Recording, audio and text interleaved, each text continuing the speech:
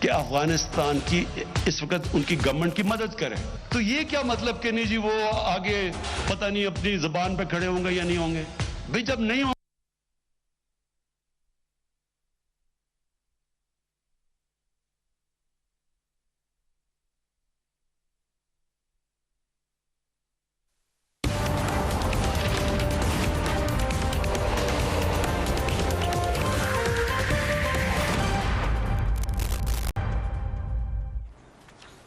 बिस्मिल्लाहिर्रहमानिर्रहीम, अस्सलाम वालेकुम and very warm welcome to the show. Afghanistan में कल होने वाले धमाकों ने पाकिस्तान के लिए भी खदशात बढ़ा दिए हैं। अफगानिस्तान की इस बिगड़ती सूरत हाल का पाकिस्तान पर भी असर पड़ सकता है। खतरात बढ़ते हुए नजर आ रहे हैं। इसीलिए आज पाक फौज के तर्जुमान मेजर जनरल बाबर इफ्तिखार ने एक खुसूसी मीडिया ब्रीफिंग दी और कहा है कि अफगानिस्तान में पैदा होने वाली सूरत हाल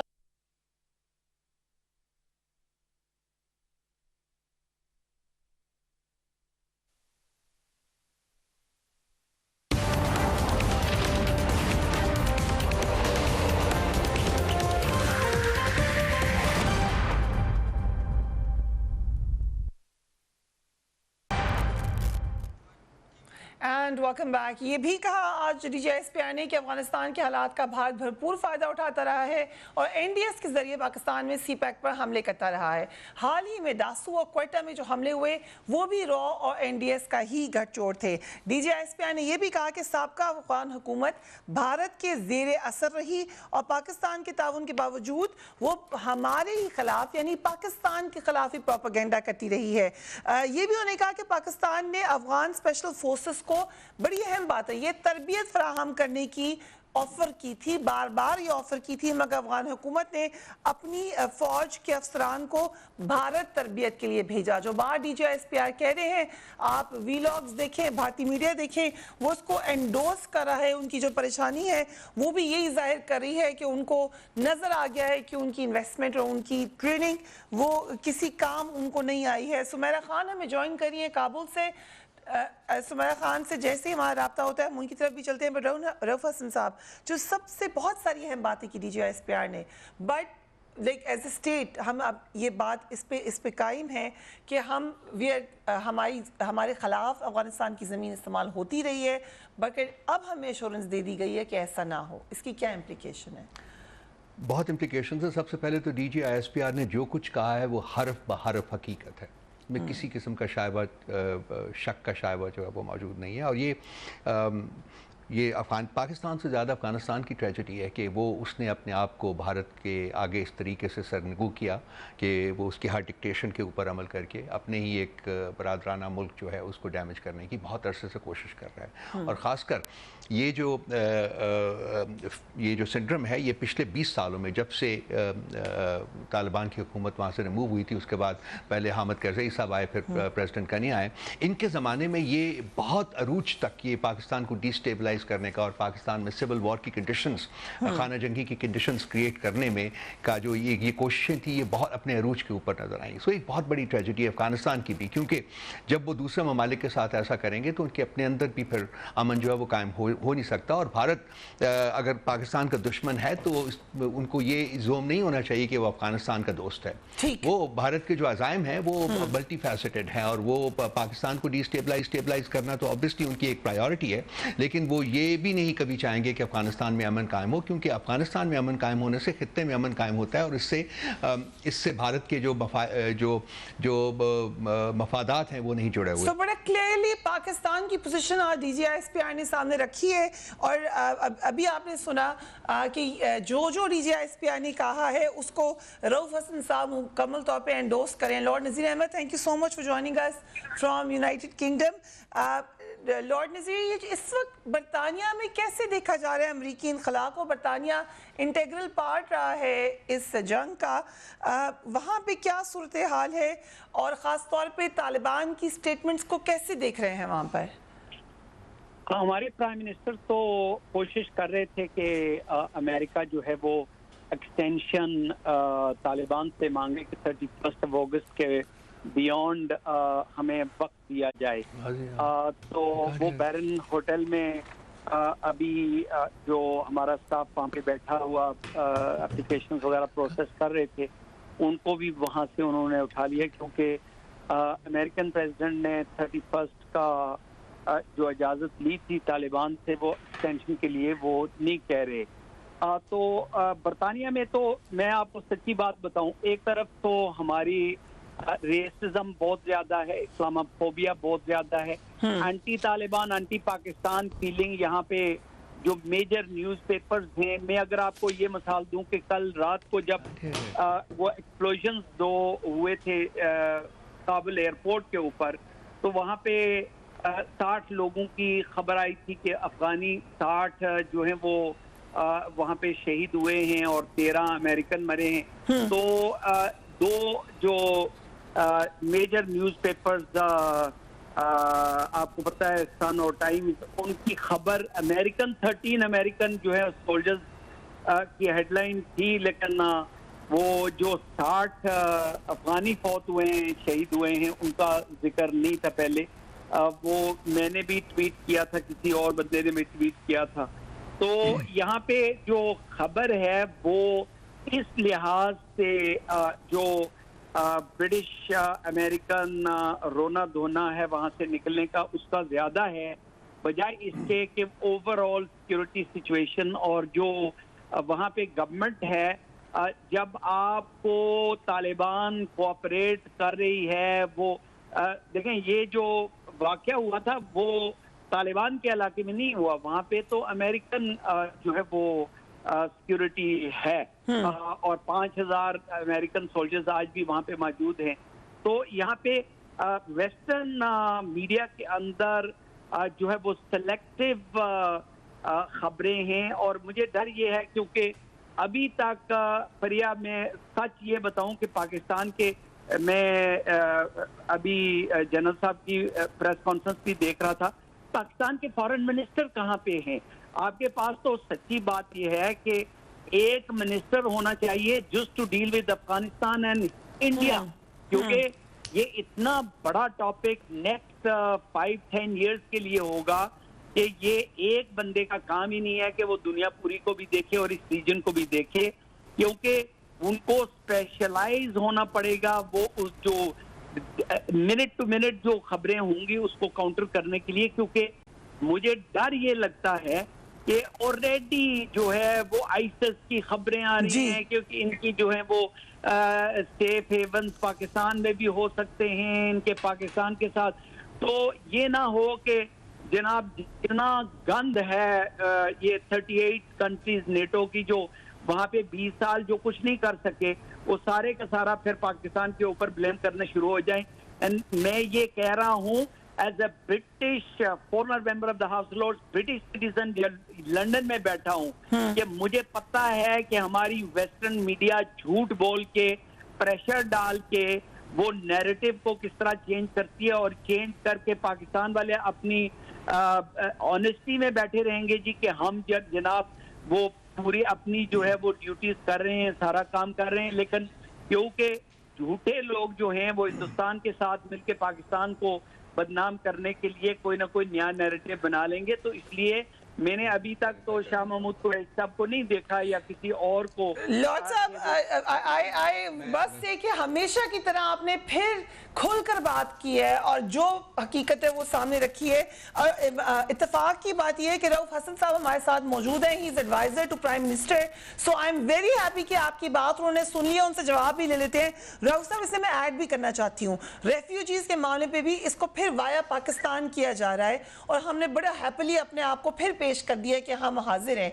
ये जो लॉर्ड साहब भी कह रहे हैं कि आर वी रेडी, हम बस हर वक्त गुड बॉय बने रहेंगे, नाइस बॉय बने रहेंगे ताकि बाद में सब हमें बुरा भला कहें। नहीं, ऐसी बात नहीं है। देखिए लॉर्ड नज़ीर साहब ने जो बातें की हैं, नंबर एक, हमारे फॉरेन मिनिस्टर जो थे वो पिछले 3 दिन 4 ममालिक का टूर करके आज ही वापस आए हैं। और दूसरी बात यह है कि अफगानिस्तान के लिए हमारे स्पेशल एनवॉय हैं एम्बेसडर सादिक, वो काम कर रहे हैं, 24 घंटे काम कर रहे हैं, 7 डेज अ वीक काम कर रहे हैं, एक मिनट की जो प्रोग्रेस है, जो डेवलपमेंट है, उसको उसके बारे में वो ब्रीफिंग्स देते हैं।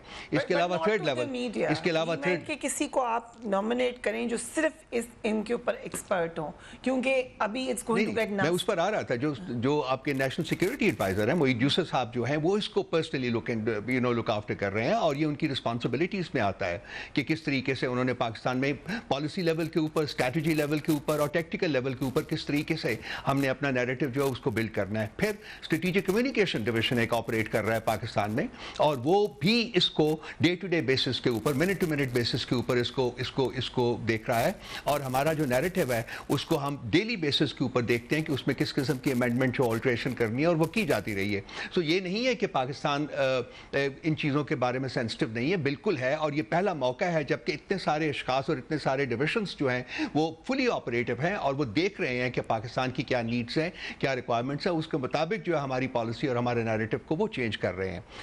जहाँ तक रहा हिंदुस्तान का सवाल, तो हिंदुस्तान जो है उसके जो मफादात हैं वो ऑब्वियसली, जैसा कि मैंने पहले आपके जवाब में, पहले सवाल के जवाब में कहा है, वो पाकिस्तान के मफादात के साथ ना कभी लिंक थे और ना कभी लिंक्ड होंगे। मुझे ऐसा ही लग रहा है कि चूंकि उनकी जो पॉलिसीज़ हैं, जो उनके ऑब्जेक्टिव्स हैं, वो पाकिस्तान की पॉलिसीज़ और ऑब्जेक्टिव्स के साथ एट ए टेंजेंट है, वो उसके साथ कभी जेल नहीं कर सकते। और खासकर जब से मोदी साहब ने ये हिंदुत्व अप्रोच जो है उसको अडॉप्ट किया हुआ है, उसके बाद तो बिल्कुल ही जो थोड़ी बहुत अगर उम्मीद थी हम जैसे लोगों को, वो भी ख़त्म होती हुई नज़र आ रही है, which is very tragic and all that. लेकिन हम लोग, आई मस्ट अश्योर लॉर्ड साहब कि वी आर फुली कॉग्निजेंट, और ये कि हम उसको दोबारा ये पूछे Lord, because he is watching it from United kingdom, क्या वहां तक नैरेटिव नहीं पहुंच पा रहा लॉर्ड साहब? आपको ये लग रहा है कि जो पाकिस्तान का नैरेटिव है, अभी बता रहा हूं, मैं उसको भी बता दूं कि हमारी कुछ थोड़ी सी लिमिटेशंस भी हैं। मैं नज़ीर साहब एक सेकंड, हमारी कुछ लिमिटेशंस इसलिए हैं कि जैसा कि नज़ीर साहब ने कहा है कि जी हमारे बारे में एक जो डिफिनेटिव स्टांस और एक प्रेजुडिस मौजूद है। अगर मैं अपना आर्टिकल वहां बेचता हूं, मैं अब रेगुलरली लिखता हूं, चार आर्टिकल्स एवरी वीक लिखता हूं, तो हमारे 95% आर्टिकल्स जो हैं वो नहीं पब्लिश करते, वो आप उसको पब्लिश नहीं करते, खास तरीके से लिखिए, और फिर जिस तरीके से वो पब्लिश करते हैं, जिस तरीके से वो पब्लिश करते हैं, जिस तरीके से एडिट करते हैं, जिस तरीके से उसको वो ऑल्टर करते हैं, तो मैं अगर लिखा हुआ आर्टिकल, मैं अपना आर्टिकल लिखता हूं, तो मैं अपना आर्टिकल जो पब्लिश होता है तो उसको पहचानूंगा नहीं, राइट? तो इस तरीके से ये रिस्ट्रिक्शन भी है, and I am sure lord Nazir is very well aware of that. क्या ये है मामला कि पाकिस्तान का नैरेटिव किस तरीके से हमने आगे लेके जाना है? Lord Nazir, I am really sorry, मुझे एक ब्रेक पे जाने का कह रहे हैं, but please stay with us, we will be right back.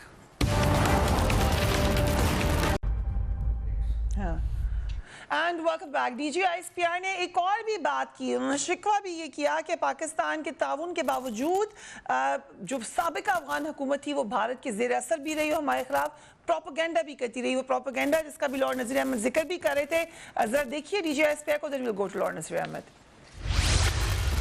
There were several high-level visits conducted by the Pakistani military leadership in Afghanistan, 4 visits by the Chief of Army Staff during this period. We offered a mechanism for intelligence sharing. We offered training of Afghan soldiers and officers in Pakistan Armies and Pakistan Air Force training institutions. Only 6 Afghan cadets came to Pakistan during this period. However, hundreds and thousands of Afghan army officers and soldiers went for training to India. And several Indian Army's training teams were placed in Afghanistan to train Afghanistan's National Army. Lord Nazir Ahmed, हम narrative building की बात कर रहे थे। ये एक unfortunate हकीकत है कि कोशिश के बावजूद पाकिस्तान का नैरेटिव वैसे क्यों नहीं बिल्ड हो सकता वेस्ट में, बरतानिया में? देखें, मैं रऊफ हसन साहब से मेरी मुलाकात नहीं है। वैसे तो 22 साल में हाउस ऑफ लॉर्ड्स में रहा हूँ और तकरीबन 40 से 45 साल में यहाँ पे पॉलिटिक्स में एक्टिव रहा हूँ।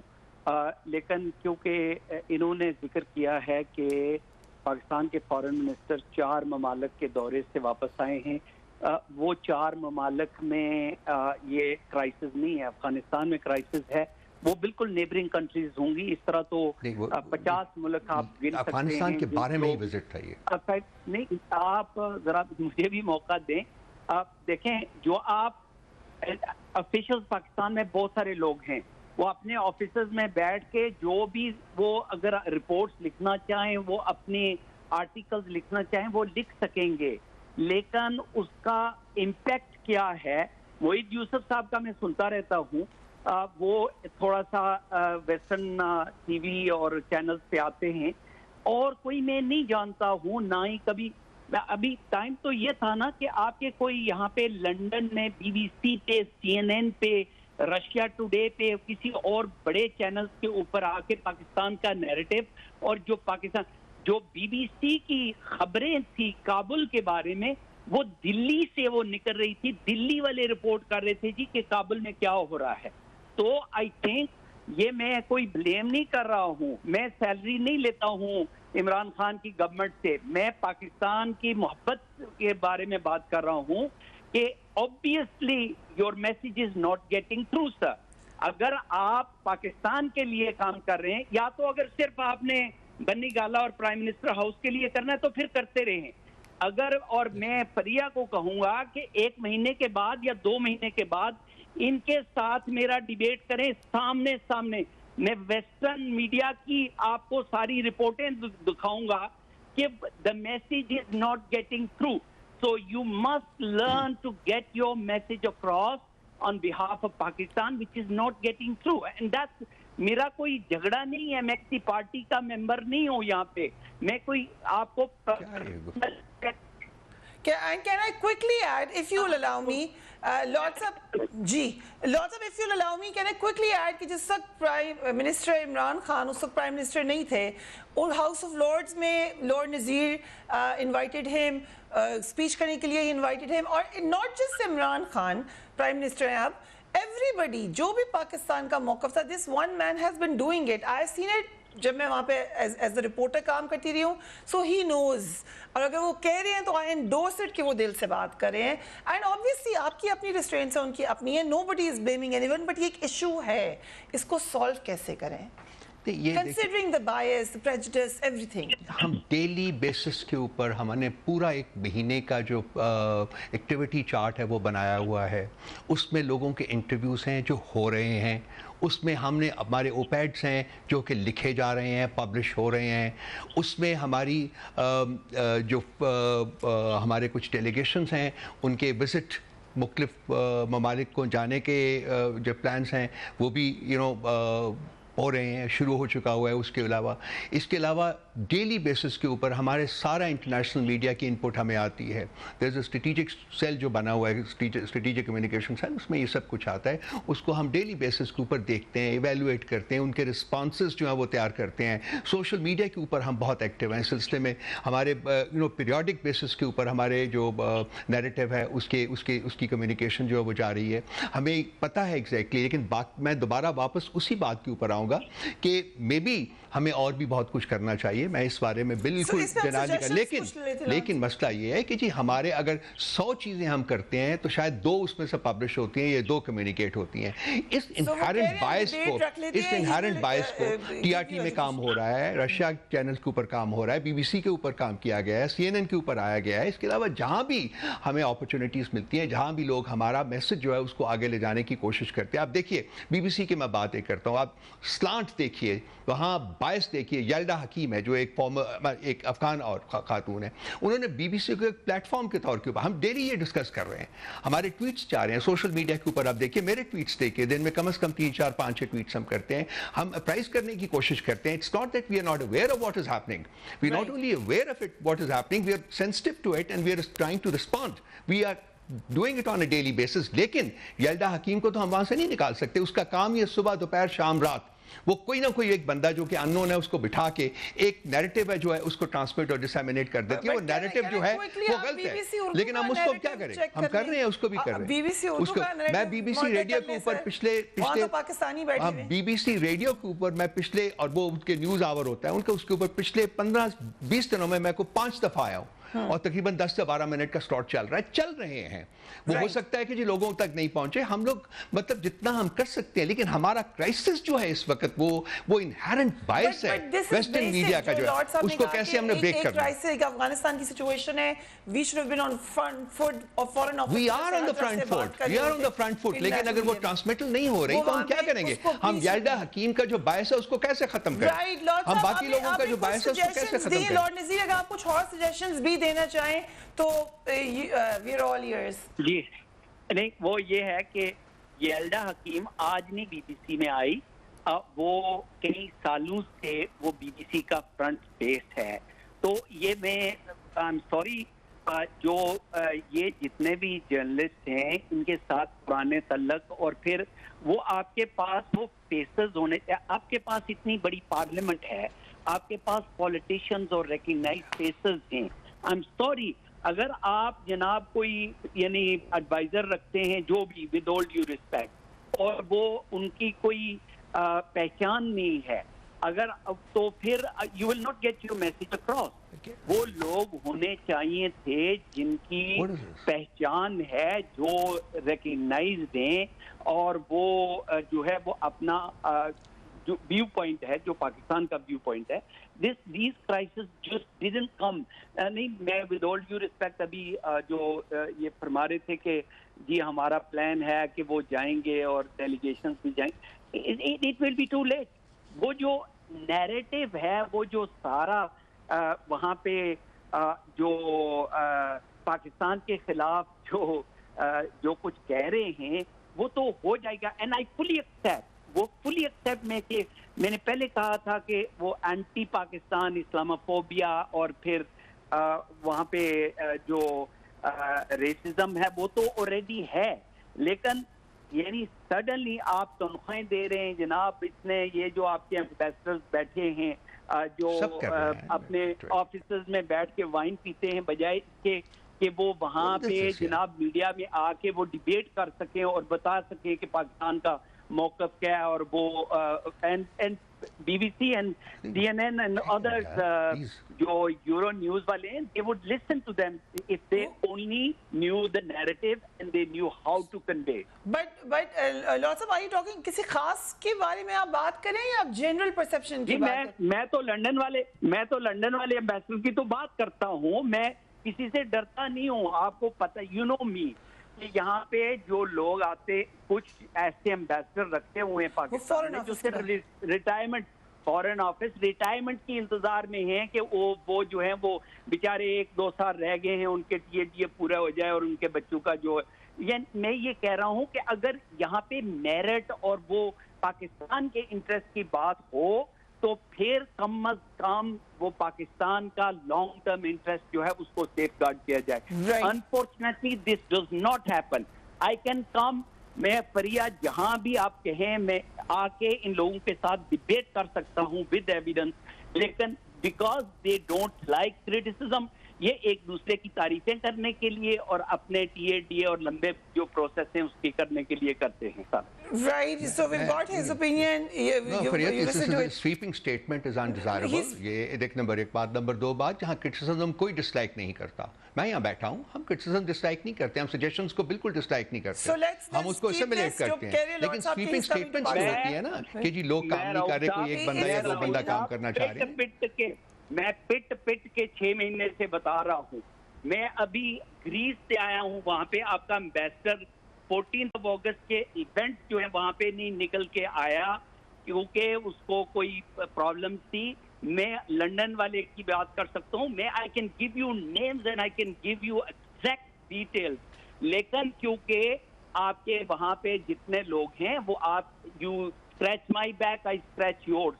मैं ओपन एयर मजबूर होके आके यहाँ पे फिर इसलिए बात कर रहा हूँ। Right, if you may remember, prime minister ने भी एक स्टेटमेंट दी थी, बट फिर उन्होंने इसको चेंज कर दिया था। But this is his opinion, obviously you have every right to not believe what he is saying. लेकिन ये बहरहाल, और नज़ीर अहमद की बात भी यहाँ पर आ गई, रऊफ हसन साहब की बात भी आ गई। We will take a break and we will be right back.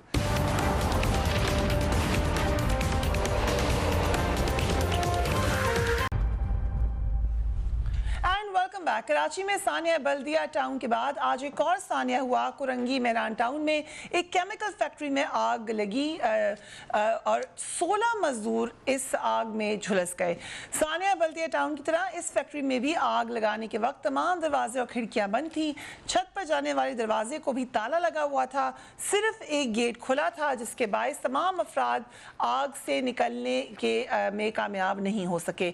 मरने वालों में एक ही खानदान के 4 अफराद भी शामिल हैं।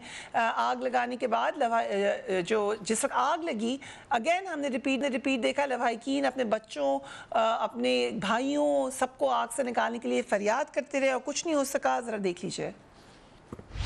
उस माँ बच्चों को निकालो ऊपर से, उन्होंने ताला डाल दिया, जाके बंद कर दिया। अंदर कितने लोग अभी हो सकते हैं?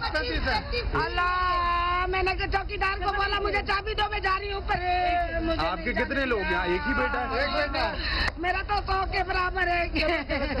10 बजे लगी, 30-35 लोग अंदर है ऊपर डिपार्टमेंट में, वो शोर कर रहे थे, किसी ने नहीं सुना, बालिक भी नहीं आया अभी तक। ये पानी लगा रहे, बंदे नहीं निकाल रहे अंदर से। अंदर कितने बंदे हो? 25-30 बंदे हैं अभी। हमारे यहाँ पे सेठ कंपनी नहीं चला पाएगा, हमारा भाई इधर देगा जिंदा। ये अभी तक 2 घंटे हो गए, लोगों ने अभी तक भाई नहीं देखा। Heart breaking. वसीम अख्तर साहब, क्या वजह है, दोबारा वही मनाजिर क्यों देख रहे हैं हम? करते रहो ना, सारे बटन एक दफा दबा दो, पता चल जाएगा। जी वसीम अख्तर साहब।